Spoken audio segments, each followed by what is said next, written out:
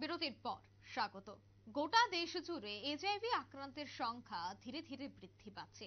তাকে কেন্দ্র করে ইতিমধ্যে সচেতনতা শিবির গড়ে তোলা দরকার, এমনটাই বলছেন বিশেষজ্ঞরা। এরই মধ্যে রাজ্যের যদি কথা বলি, তবে রাজ্যে কিন্তু প্রতি মাসে 50 থেকে 200 জন এইচআইভিতে আক্রান্ত হচ্ছে। অন্যদিকে পশ্চিমবঙ্গের বুকেও রয়েছে প্রতিবাদের ভাষা, যেটা এই রাজ্যে অবশ্য নেই। তবে শনিবার বিদ্যালয় চত্বরে গড়ে তুলতে হবে সচেতনতা শিবির। হ্যাঁ, ঠিক এই কথা বলছেন রাজ্যের মুখ্যমন্ত্রী মানিক সাহা। রবীন্দ্র শতবার্ষিকী ভবনে এইচআইভি সংক্রমণের সচেতনতামূলক সভায় মুখ্যমন্ত্রীর এই দাবি। সে বিষয়টা নিয়ে আমি বিস্তারিত জানবো। টেলিফোন লাইনে রয়েছে নিউজ ভ্যানগার্ড প্রতিনিধি সুপ্রীতি মুখার্জি। সুপ্রীতি, এইচআইভি আক্রান্তের সংখ্যা হ্রাস করতে সচেতনতা শিবিরের এবার উদ্যোগ নিচ্ছেন মুখ্যমন্ত্রী, কি বলবে?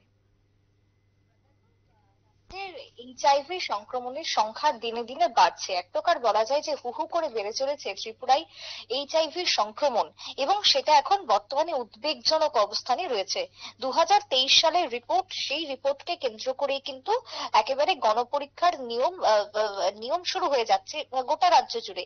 কিন্তু হ্যাঁ, এই যে এইচআইভি কে কেন্দ্র করে আজকের একটি বিশেষ সচেতনতামূলক সভার আয়োজন করা হয়।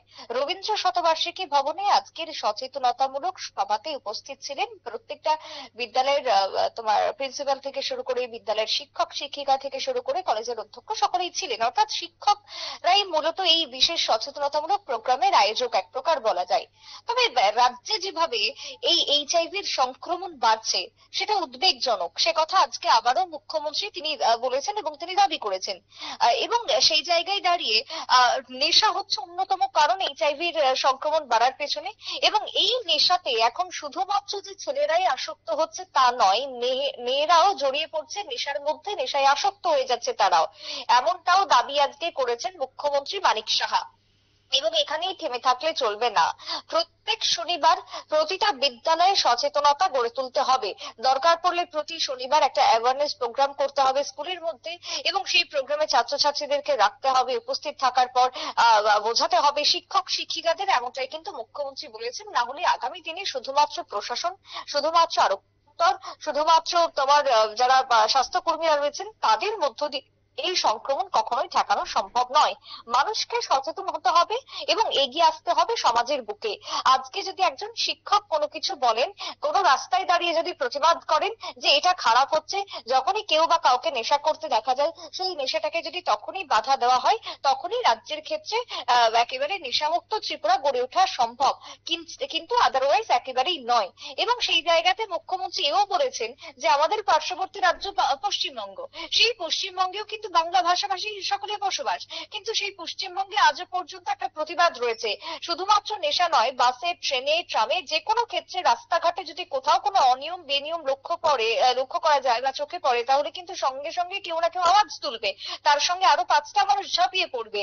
এই যে একটা প্রতিবাদ গড়ে তোলার সাহস রয়েছে তাদের বুকে, সেই সাহসটা রাজ্যের বুকে নেই। এখনো পর্যন্ত জনগণ শুধু নিজেরটা নিয়েই ভাবছে এই রাজ্যের মানুষ, এবং তারপরেই তারা চলে যাচ্ছে।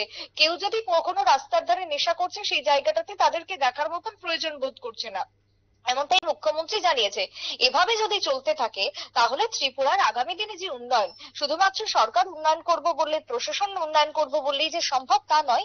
মানুষ যদি এগিয়ে না আসে তাহলে এই উন্নয়ন কখনোই সম্ভব নয়। কারণ যে হারে রাজ্যে এইচআইভি বাড়ছে, প্রাদুর্ভাবের পরিমাণ বেড়ে গেছে, তাতে করে এই উদ্বেগটা কিন্তু এবার উঠে আসছে সর্বত্রই। রাজ্যে প্রায় তোমার 200টি এইচআইভি পজিটিভ কেস নথিভুক্ত হচ্ছে প্রত্যেকটা মাসে।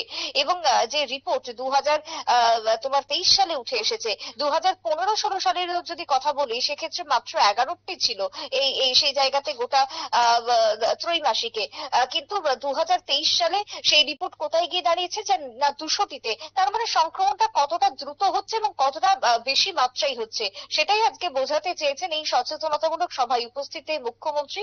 এবং আগামী দিনে সচেতন হতে হবে প্রত্যেকটা নাগরিককে, যুব সমাজকে রক্ষা করতে হবে, না হলে ভবিষ্যৎ অন্ধকার, এমনটাই দাবি করেছেন আজকে মানিক সাহা। অঙ্কিতা, ধন্যবাদ সুপ্রীতি। রবীন্দ্র শতবার্ষিকী ভবনে এইচআইভি যে দিবস, অর্থাৎ এইচআইভি সংক্রমণ সচেতনতা সভায় মুখ্যমন্ত্রীর এই দাবি। তিনি বলছেন যে খুব দ্রুত মানুষকে সচেতন হতে হবে, কেননা সচেতনতাই হচ্ছে মূল চাবিকাঠি। তাই এই রোগ যদি নির্মূল করতে হয় বা তার গ্রাফ যদি কমিয়ে আনতে হয়, তবে কি করতে হবে? সাধারণ মানুষকে অনেকটাই সচেতন হতে হবে। নিয়ে নিচ্ছে ছোট্ট একটি বিজ্ঞাপন বিরতি, সঙ্গে থাকুন।